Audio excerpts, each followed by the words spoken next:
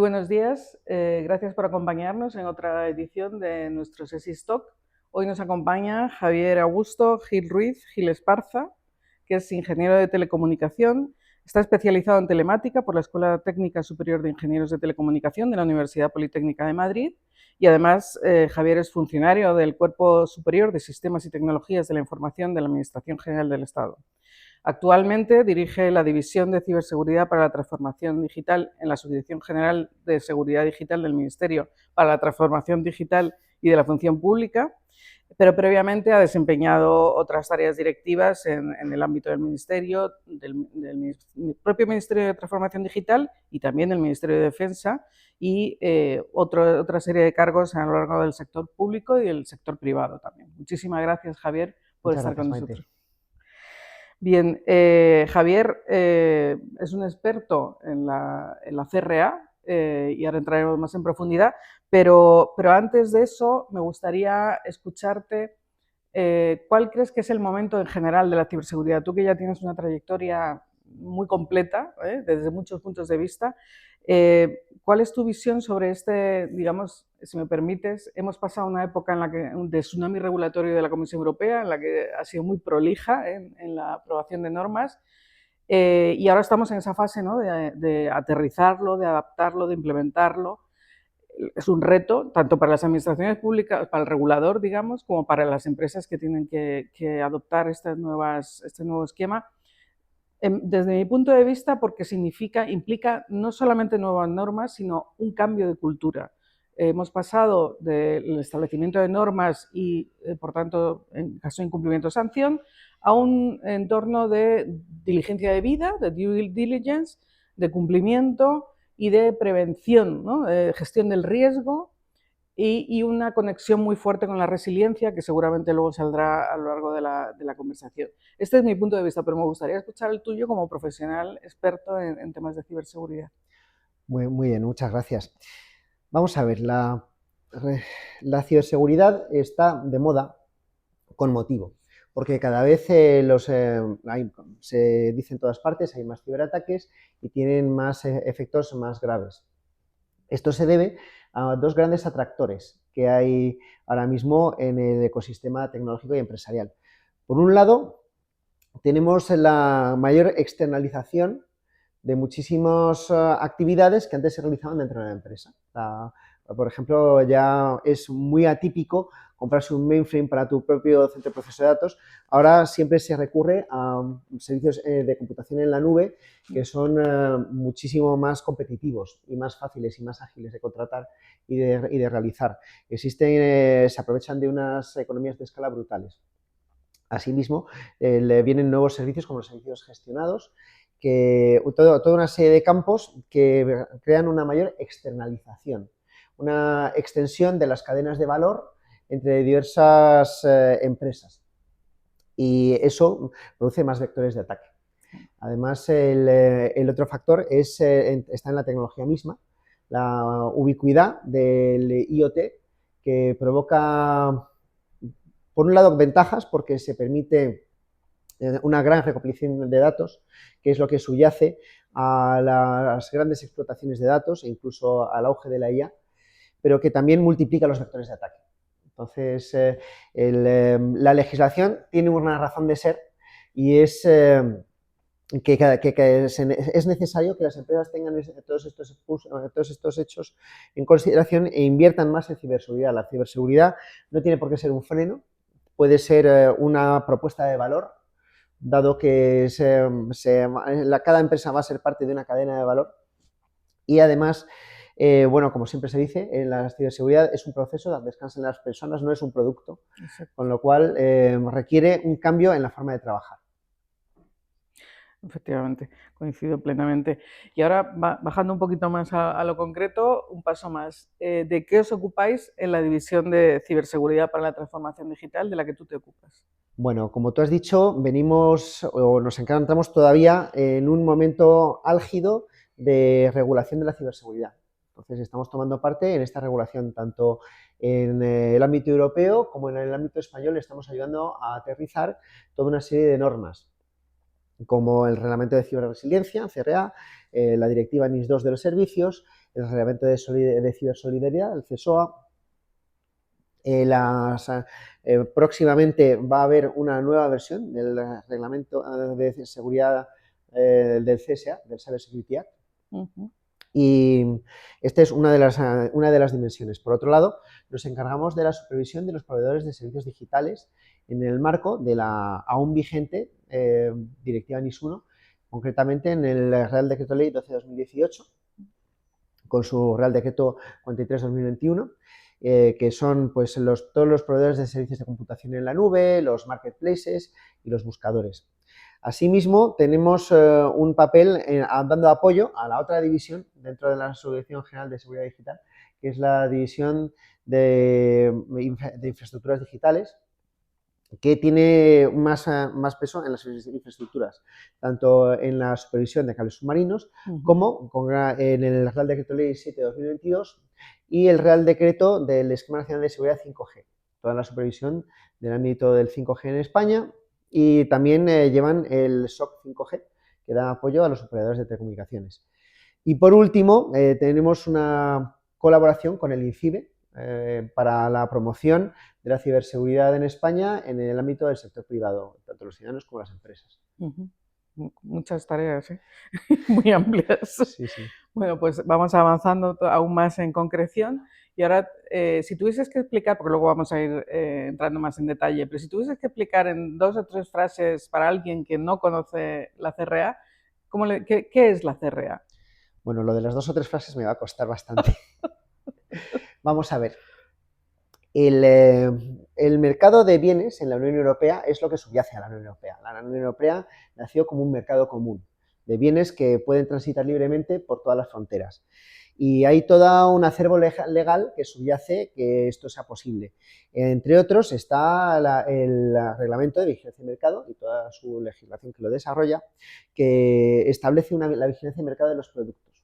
Todos los productos en el que se ponen en el mercado en la Unión Europea y que transiten por la Unión Europea tienen que cumplir una serie de normas básicas dirigidas a su seguridad en sentido amplio, desde la seguridad de los alimentos, la seguridad de los fármacos y entre los juguetes, claro, porque todo tipo. efectivamente el concepto es somos una unión aduanera, luego una vez que un producto ha entrado por alguna de las fronteras de la Unión Aduanera, de la Unión Europea, puede llegar a España sin ningún control adicional, porque somos un mercado único, ¿no? Correcto, correcto, efectivamente.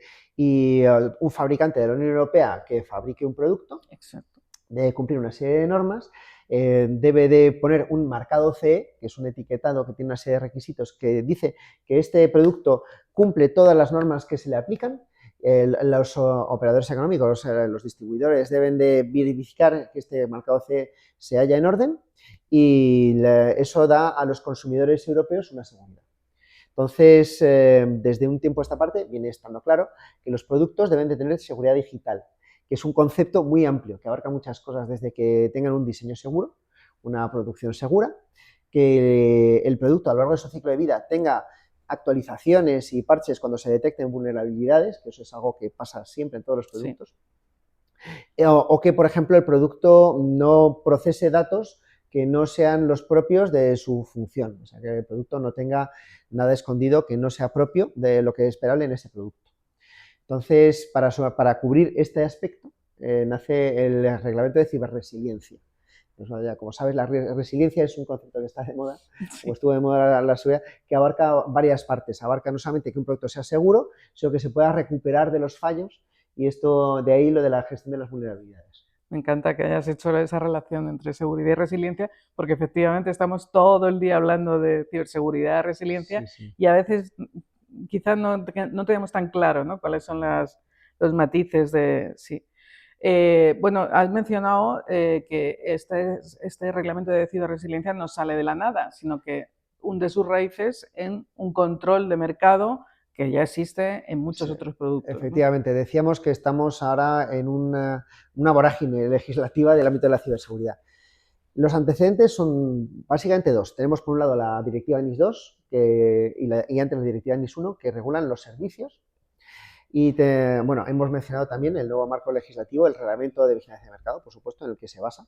Y también tenemos el acto delegado de la Directiva de Equipos de Radiofrecuencia, la Directiva RED, que es una directiva dirigida más a productos, como está dirigida a los productos que tienen comunicación por radio, wireless, Como los drones, por ejemplo. como los drones, como bueno, todos los equipos de telecomunicaciones de 5G, de comunicación por satélite, etcétera. Es una directiva más dirigida a que los productos no tengan interferencias entre sí, que sean seguros, pero tenía una serie de requisitos en su artículo 3 que dieron lugar a este acto delegado que habla de su ciberseguridad, de su resiliencia, y que impone en este marco más estrecho, solamente productos físicos, solamente productos de comunicación wireless, una serie de requisitos, pero que ya dan lugar a una vigilancia de mercado que desde agosto de 2025, de este año, se está llevando ya a cabo. Y que esta vigilancia de mercado se verá subsumida, será derogada, cuando entre en vigor por fin el reglamento de ciberresiliencia. ¿Y esa vigilancia también la hacéis vosotros? Esta vigilancia la está llevando a cabo mi Secretaría de Estado, la Secretaría de Estado de Telecomunicaciones e Infraestructuras Digitales, en la Subdirección General de Inspección. Exacto, claro. Pero estamos dando apoyo, por supuesto. Claro. Vale, ¿y quiénes son las entidades obligadas por la CRA? Bueno, decíamos que esto descansa ¿Cuántas? sobre la vigilancia de mercado y el reglamento de vigilancia de mercado ya establece toda una serie de roles y de figuras de sujetos obligados.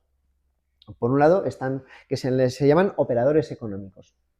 Estos operadores económicos, por un lado, están los fabricantes, tanto dentro como fuera de la UE. Los fabricantes de fuera de la UE tienen que tener su representante en la Unión Europea. Los fabricantes son los que más obligaciones tienen, porque son los que tienen que verificar que el producto cumple estos requisitos y acreditarlo de la forma que sea adecuada al tipo de producto. Esto es algo que los tipos de producto y sus diversos requisitos de verificación de conformidad vienen descritos dentro del propio reglamento. Por otro lado están los distribuidores e importadores que tienen obligaciones de verificar que este producto tiene el marcado CE y que todo está en regla, con lo cual ya es un nivel de vigilancia de mercado propiamente dicho dentro del propio sector privado. Tenemos también a los marketplaces, a los intermediarios que no son distribuidores ni importadores porque sencillamente te ponen una vinculación entre el que vende y el que compra, pero que también tienen una serie de obligaciones, como responder a las autoridades de vigilancia de mercado o retirar un producto de la venta. Y también tenemos una nueva figura porque se quería que este reglamento abarca tanto al hardware como al software. Y dentro del software, una parte importante es el software libre.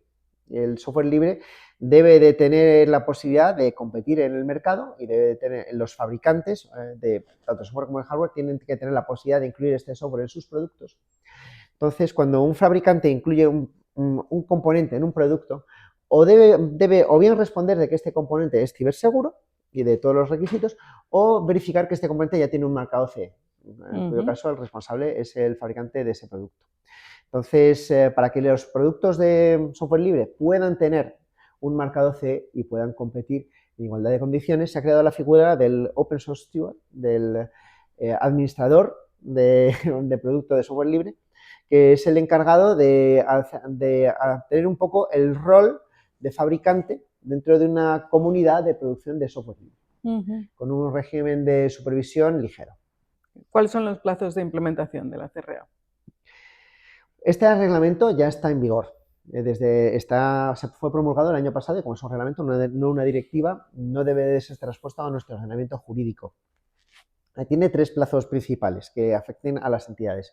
El primero es en septiembre del año que viene, en septiembre de 2026, a partir del cual las entidades tendrán la obligación de notificar sus vulnerabilidades, las vulnerabilidades de sus productos que estén siendo explotadas, a los CSIRT, coordinadores de vulnerabilidades de los Estados miembros, a través de una plataforma única que dirige la ENISA. Esto es previo incluso a que se haga público al público en general esta vulnerabilidad, porque quizá en un momento en el que quizá no exista un parche para la misma. Después, a partir de diciembre de 2026 también, se pueden empezar a notificar a la Comisión Europea los organismos notificados, que son las entidades que realizan las certificaciones, los organismos verificadores de la conformidad, que primero deben de acreditarse con el organismo de acreditación del Estado miembro, en España sería ENAC, y que la autoridad notificante recibe su solicitud y los notifica a la Comisión Europea y se dan de alta en la web de la Comisión Europea, la web Nando, como organismos legitimados para realizar estas certificaciones.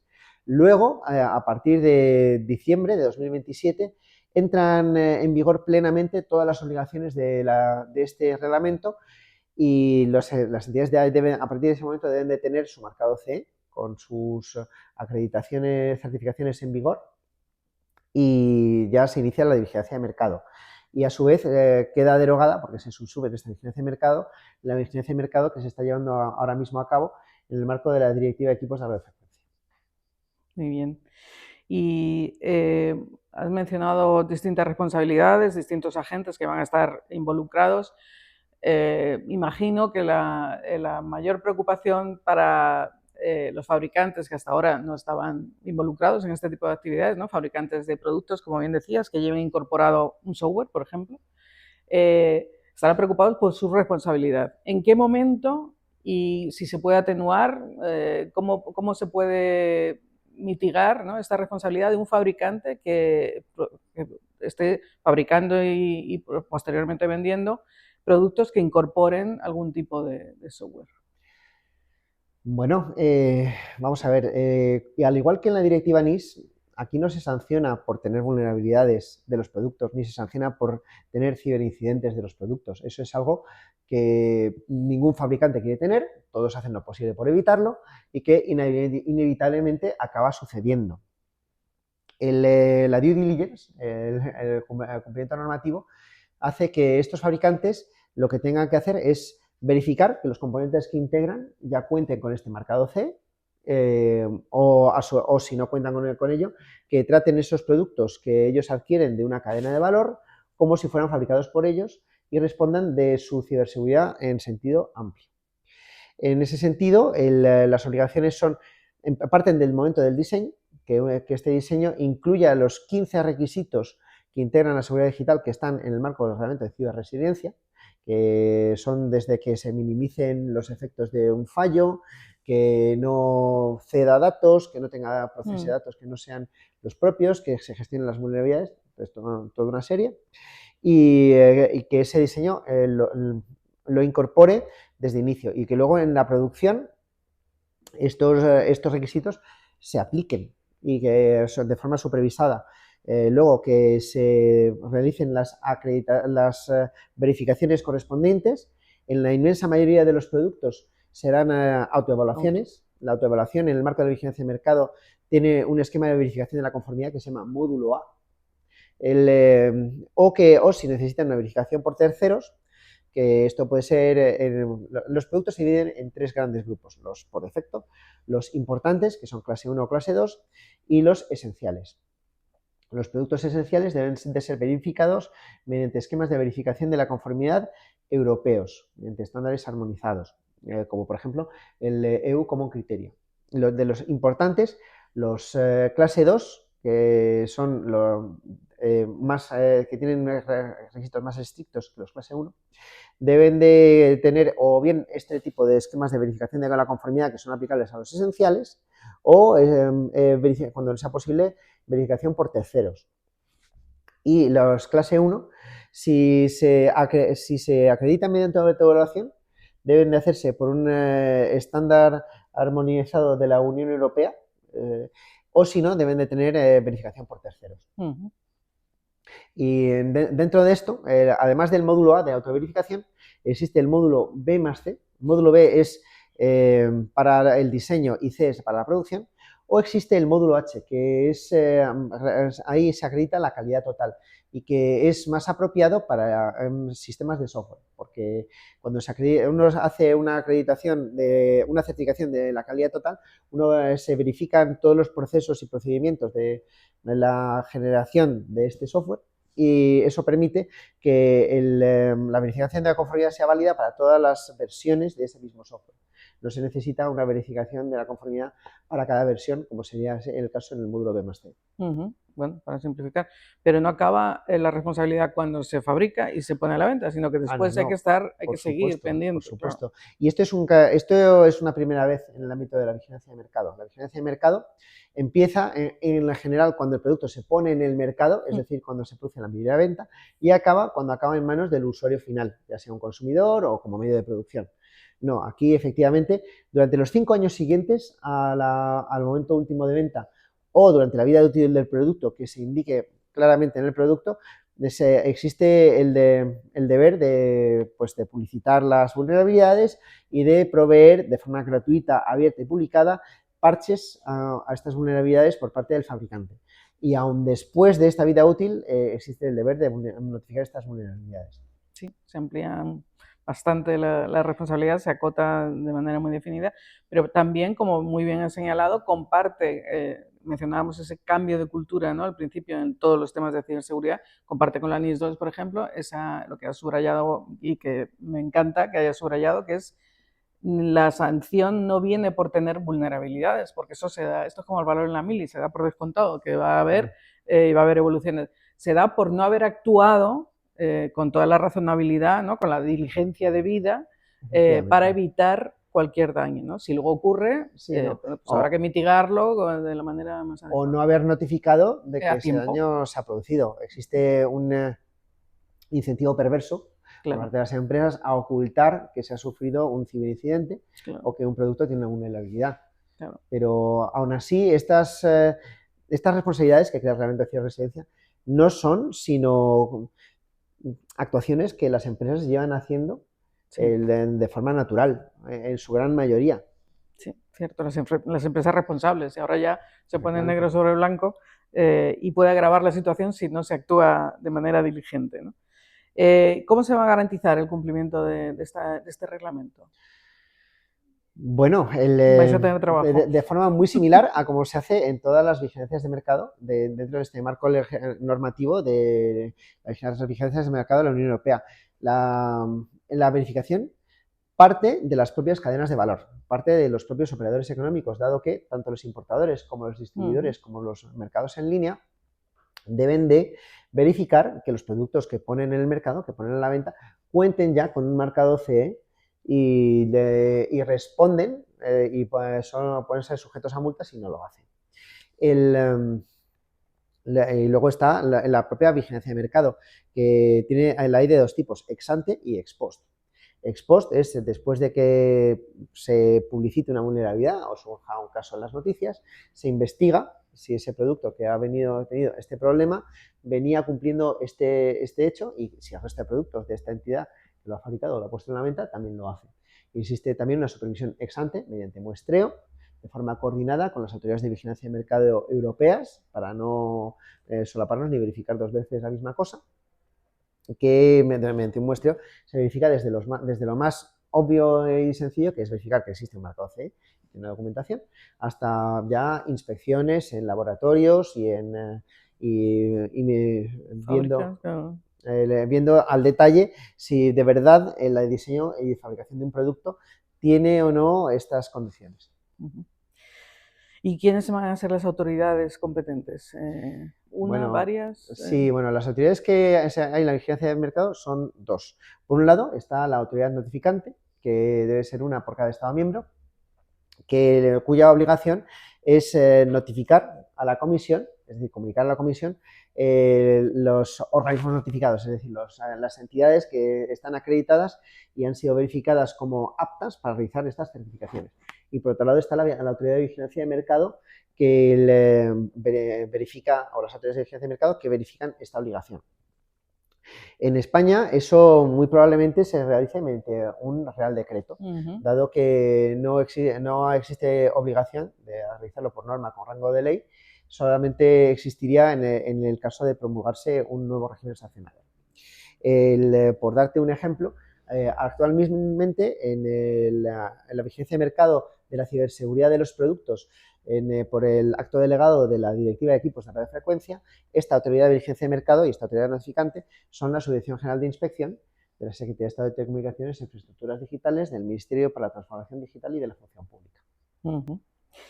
Muy bien. ¿Y existe alguna diferencia entre todo este proceso de vigilancia de mercado entre los productos industriales y los de software o las principales que...? Bueno, el proceso de fabricación es muy distinto. Esa división que efectivamente existe cuando se analizan los productos no es algo que de verdad exista de forma real. Todos los productos son susceptibles de uso dual. una cámara de vigilancia, puedes tenerla en casa o puede estar en una fábrica y y en un caso es un producto industrial y en otro caso no, aunque es bastante complicado que uno de nosotros tengamos una máquina herramienta en nuestra casa. Sí, Alguien habrá, algún seguro. hobbyista. No, pero estoy No, pensando, claro, efectivamente, cámara de vigilancia, incluso hay juguetes que tienen cámaras. efectivamente. Además, todos estos mecanismos de IoT son parte de las redes de IoT que son una parte de las telecomunicaciones, según el Código Europeo de Comunicaciones Electrónicas, y subyacen a infraestructuras críticas como, por ejemplo, las redes ferroviarias. En definitiva, la diferencia que se produce entre unos productos y otros es según el impacto que pueda tener un ciberincidente en las mismas o lo muy dirigidos que estén a la ciberseguridad. La comisión promulgó en el reglamento de ciberresidencia todo un listado de productos de los tipos que hemos dicho antes, de los importantes clase 1, importantes clase 2 y esenciales. Hay 3 tipos de productos esenciales, 4 tipos de productos importantes clase 2, 16 tipos de productos importantes clase 1 y todo el resto de productos del mercado se consideran del tipo por defecto. Estos listados sean objeto de un acto delegado que se está redactando ahora mismo, que aportará sus definiciones y son un listado vivo. La Comisión Europea podrá en futuros reglamentos ampliarlo o redefinirlo según cambie la tecnología, sí, efectivamente. Entonces, y cada uno de estos productos, fuera de los productos por defecto, serán objeto no solamente de los estándares horizontales que habrá, que va a haber 15 estándares horizontales, ahora mismo están desarrollando en CENELEC y ETSI, sino también de un estándar vertical para cada tipo de producto. Muy bien. Pero muy importante lo que has dicho, ¿no? Que la distinción no es entre los productos, aunque a priori podría parecer, ¿no? Que estamos muy acostumbrados a que la normativa industrial sea muy distinta, ¿no? de la digital, pero en este caso no, en este caso es por el impacto que pueda tener cualquier tipo de vulnerabilidad o de ataque, ¿no? Efectivamente, o lo muy dirigido que esté este producto a la ciberseguridad en concreto. Los productos esenciales, por ejemplo, son las smart cards, los contenedores de claves, claro, los elementos específicos de las redes de distribución de gas que tienen un rol específicamente dirigido a la ciberseguridad. Muy bien, y ya para cerrar todo este análisis tan profundo que has hecho, ¿qué puntos de encuentro ves o qué relación o a qué debemos atender una entidad que esté sujeta tanto a la NIS2 como a la CRA? Es una muy buena pregunta. Vamos a ver, me decían a mí, cuando estudiaba una asignatura de economía, que todo se divide en bienes y servicios, de forma genérica. Pues de forma genérica podemos decir que el reglamento de ciberresidencia se dedica a los bienes y la NIS2 se dedica a los servicios. Con lo cual no debería haber solape, pero en la práctica lo hay. Hay en varios campos. Primero, la NIS2 impone deberes de diligencia debida para la cadena de valor de estos servicios. Y eso aplica no solamente a otros servicios que sean insumos de este servicio que se aporta, sino también a los productos, con lo cual existe obligación de adquirir o implicar en la provisión de este servicio productos seguros. Además, dentro de de todos los sectores de la NIS2, existen sectores que van dirigidos a la manufactura. Entonces, el servicio, la manufactura entendida como servicio, sea objeto de la NIS2, de las fábricas, los sistemas de información de estas manufacturas deben de ser seguros según la NIS2 y los productos son sujetos a la reglamento de residencia. Y existe otro punto más, que son los servicios de computación en la nube. Porque en un producto, por ejemplo, una máquina de barrer en casa, una Rumba, sí, sí, la Conga o de la marca que sea, y pasa últimamente cada vez en más productos que parte de la utilidad de este producto es que cuentan con un servicio de computación en la nube. Incluso los vehículos de conducción automática pues tienen un servicio de computación en la nube que les da un servicio. O casi todo producto que puedas dirigir por medio de una aplicación de móvil, como puede ser una cámara de vigilancia, lo que tiene detrás es un servicio de computación en la nube que te lo provee el propio fabricante u otro. Entonces, si te lo provee el propio fabricante y se considera incluido dentro del producto, pues sea objeto de supervisión por la CRA y como es un servicio de computación en la nube, es un sector más dentro del NIS2. Efectivamente, muy claro. Pues muchísimas gracias, Javier. Creo que hemos avanzado mucho en el conocimiento de la CRA y muchísimas gracias por Muchísimas acompañarnos. gracias, Maite.